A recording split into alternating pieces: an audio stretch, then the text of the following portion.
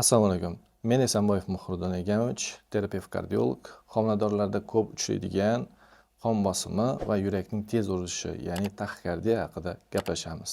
Homilador ayollarni juda ham ko'plab savollar va qiynaydigan mavzulardan biri bu qon bosimining ko'tarilishi va yurakning tez urishi. Xo'p, bunga nima sabab bo'ladi? Bunga javob oddiy. Ya'ni o'zining iste'mol qilinayotgan mahsuloti kerakli bo'lgan mahsulotni iste'mol qilishmaydida, keraksiz bo'lgan mahsulotlarni iste'mol qilishadi. Keraksiz bo'lgan mahsulotlar bilan tuz iste'molini nazorat qilishmaydi. Birinchi o'rinda tuz iste'moli nazorat qilinishi shart, hamda gazli ichimliklar. Gazli ichimliklardan ko'ra asosiy eng ko'p iste'molini bu kola, fantani homilador ayollar ko'p iste'mol qilishadi, sevib iste'mol qilishadi. Undan tashqari kofeinga boy mahsulotlar, kofe iste'mol qilishadi. Shakar, ayniqsa glyukoza ham bu qon bosimiga ta'sir ko'rsatadi. Demak, biz mana shu mahsulotlarni cheklasak, homilador ayollarda qon bosimi ko'tarilmasligiga olib kelamiz. Xo'p, undan tashqari tashqi faktorlar, ya'ni o'zini oilasi bilan bog'liq muammo bo'ladimi yoki boshqa bo'ladimi? Ya'ni stress. Bu depressiyaga tushishi, stress bo'lgandan keyin homilador ayollarda qon bosimi ko'tarilishi mumkin. Tuz iste'moli dedik, stress dedik, ya'ni o'zini iste'mol qilgan mahsulotlardan tashqari, stressdan tashqari boshqa faktor ham bor bu yerda. Ya'ni asosiy sabablardan bu homilador ayollarda fiziologik pyelonefrit bo'ladi. Plus unga qo'shimcha siydik yo'llari homilador ayollarda eng ko'p tez yallig'lanishga moyilligi sabab bo'lgan omil ham hisoblanadi. Anatomik jihatdan ayollardan ko'proq uchraydi erkaklarga nisbatan. Ya'ni siydik yo'llari yallig'lanishga moyilligi yuqori turadi. Shuning uchun ham siydik yo'llari tez yallig'lanishi oqibatida siydikda oqsilning oshib ketishi natijasida qon bosimi ko'tariladi. Endi yurakning tez urishiga sabab izlaydigan bo'lsak, yana boshidan qaytadigan bo'lsak, xuddi shu qon bosimiga ta'sir ko'rsatadigan iste'mol qilinadigan mahsulotlardan bu ayni kofein va shakar. O'sha mahsulotni cheklash zarur hamda stress. Bu mahsulotlar bilan cheklangandan keyin plus stressdan o'zini cheklangandan keyin o'z-o'zidan taxikardiya ham, qon bosimi ko'tarilishi ham bir me'yorida ketadi. Shuning uchun ham ginekolog va terapevt tomonidan stressga ham, qon bosimiga ham bir xilda bitta dori, ya'ni magniy iste'moli buyuriladi. Undan tashqari homilador ayolni birinchi trimestrdan boshlab to 3-trimestrgacha bo'lgan holatda uning umumiy qon analizi, siydik analizlari doimiy nazoratda turilishi shart. O'zi Sog'liqni saqlash vazirligining tasdiqlangan rekomendatsiyasida aytilganki, homilador ayol birinchi trimestrida, ya'ni bir oyda bir marta umumiy qon analizi bilan umumiy peshob tahlili topshirilishi shart. Demak, bu shart bo'lgan narsani qilinishi kerak. Ikkinchi trimestrda esa bir oyda 2 marta umumiy qon analizi va umumiy siydik tahlili. Va oxirgi trimestrda, ya'ni ayni tug'ish oyiga yaqinlashganda esa har hafta umumiy qon analizi va siydik umumiy peshob tahlili tekshirilishi shart. Bu uchala trimestrda nima uchun bu ikkita narsa muhim? Sababi umumiy qon analizida bizga kerak bo'lgan gemoglobin, undan tashqari siydikda bo'ladigan yallig'lanish kasalliklarida leykosit ko'tarilgan, oqsil bormi?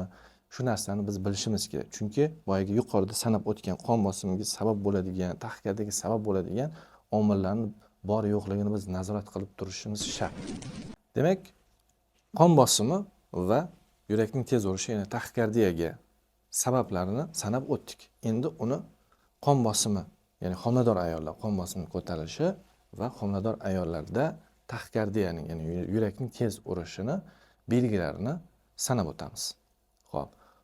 Homilador ayolda qon bosimi ko'tarildi. Ya'ni bu narsa tibbiyot tilida preeklamsiya va eklamsiya deyiladi.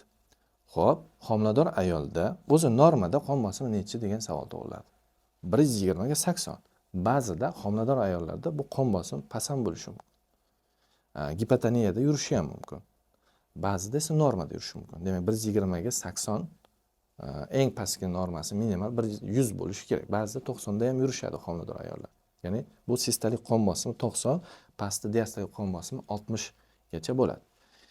Xo'p, qon bosimi ko'tarildi, ya'ni preeklamsik holat, oldi holati va preeklamsiya. Nima kuzatiladi? Demak, bosh og'rishi kuzatiladi. Ya'ni homilador ayollarda sababsiz bosh og'rishi yoki bosh og'rishi doimiy kun davomida bo'lishi mumkin. Ko'ngil aynishi mumkin. Endi aytishingiz mumkin, ko'ngil aynishi homilador ayollarda bu toksikoz holatlarida bo'lishi ham mumkin. Yo'q, toksikoz belgilari o'tsa ham homilador ayollarda ko'ngil aynishi yana ham kuchayishni boshlaydi. Undan tashqari holsizlik kuzatiladi.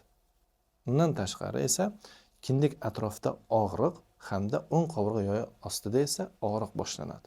Agar preeklamsik holatlar kuzatiladigan bo'lsa, yana ham kuchayadi bosh og'rishi, xuddi nevrologik kasalliklardan biri migren xurujiga o'xshash og'riq kuchayadi. Undan tashqari kindik atrofida og'riq kuchayadi preeklamsik holatlarda. Ko'ngil aynib, o'ng qovurg'a yoyi ostida og'riqlar kuchayib, holsizlanib, qayd qilib, даже kelishi mumkin, hushdan ketish holatlarigacha olib kelishi mumkin. Shuning uchun bu homilador ayol Sog'liqni saqlash vazirligining tasdiqlangan rekomendatsiyasida, ya'ni uchastka terapevtiga nazoratda turilishi shart deb o'sha poliklinika miqyosida tez-tez chiqib turilishi zarur. Lekin afsuski bizda O'zbekiston miqyosida homilador ayollarda tez-tez uchastka terapevtiga chiqish holatlari yoki ginekologga chiqish holatlari tez-tez bo'lmaganligi sababli og'ir holatlarda sabab bo'ladi. Yuqorida sanab o'tgan sabablari, ya'ni umumiy qon tahlilida gemoglobin pastligi hamda siydik yo'li bilan bog'liq muammolar o'z vaqtida bartaraf qilinmasligi natijasida mana shunaqa belgilarga, shunaqa oqibatlarga olib keladi. Natijada nima bo'ladi? Bu ona bilan bolani o'rtasidagi asosiy muammoga sabab bo'ladi. Onada qon bosimi yuqori bo'ldi, bosh og'ridi, ko'ngil aynidi, migren xurujlari bilan og'riq kechdi. Lekin endi natijada homilaning o'zida nima kuzatiladi? Qon aylanishi buziladi. Qon aylanish buzilgandan keyin endi bola kislorodga bo'lgan talab ortyapti. Qanchalik qon bosimi yuqori bo'lgan sari ona bilan bola o'rtasidagi xavf ortadi.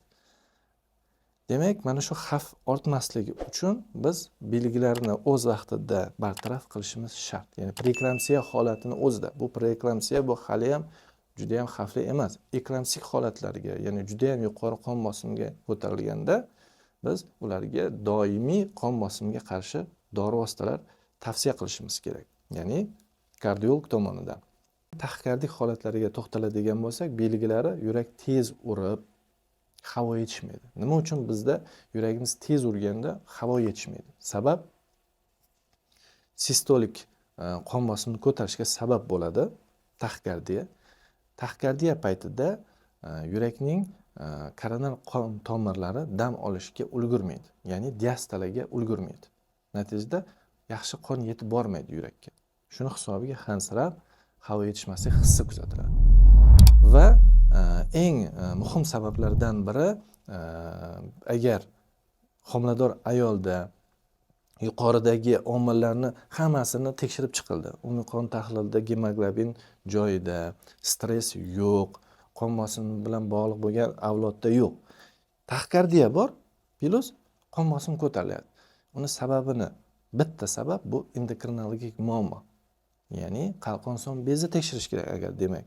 Unda shu muammolar, yuqoridagi muammolar bo'lmasa, endi bizda endokrinologik muammolardan biri qalqon son bez bilan bog'liq muammo. Ya'ni T3, T4 yoki TTG gormoni va qalqon son bezni uzi qilish orqali biz homilador ayolda qalqon son bezi bilan bog'liq gipotireoz yoki gipotireoz yoki gipertireoz holatlari bor yo'qligini aniqlashimiz kerak. Mana shu sabablardan tashqari yana bitta mavhum bo'lgan sabablar bor. Biz yuqoridagi sabablarni izladik, o'sha qalqon son bez muammosi chiqib keldi. Biz boyagi yuqori sabablar hammasini qilganimizda, ya'ni umumiy qon tahlili gemoglobin joyida chiqdi, stress yaxshi, ya'ni stress yo'q, avlodida gipertonik kasallik bilan chalinmagan hech kim, qalqon son bez bilan bog'liq muammo chiqib qoldi. Endi hammasi yaxshi, qalqon son bez bilan ham bog'liq muammo yo'q. Umumiy qon tahlilida gemoglobin ham normada, peshob tahlili ham normada. Hamma narsasi joyida, lekin yurak tez uryapti, qon bosimi chiqyapti. Undan ham yana chuqurroq tekshiruv o'tkazishimiz kerak bo'lgan bu buyrakning o'zini dopplerini qilishimiz hamda exokardiografiya qilishimiz shart. Echokardiografiyada ba'zida men o'zimni amaliyotimda shunaqa holat kuzatilganki, bo'lmachada, ya'ni o'ng bo'lmachada soxta xorda aniqlangan. Bu narsa sitikiari deyiladi. Sitikiari natijasida tromboz hosil bo'lishi mumkin bo'lmachalarda yoki taxikardiya chaqirishi mumkin. Mana shunaqa e'tibor berilmaydigan sabablari kuzatiladi. Ko'pchilik ginekolog va kardiologlar tomonidan mana shu narsalarga e'tibor berilishi shart. Video sizga yoqqan bo'lsa, like bosib, tanishlaringizga jo'nating va kommentariyada o'z savollaringizni qoldiring. Siz bilan Esanboyev Muhriddin Egamov, terapevt, kardiolog bo'ldi.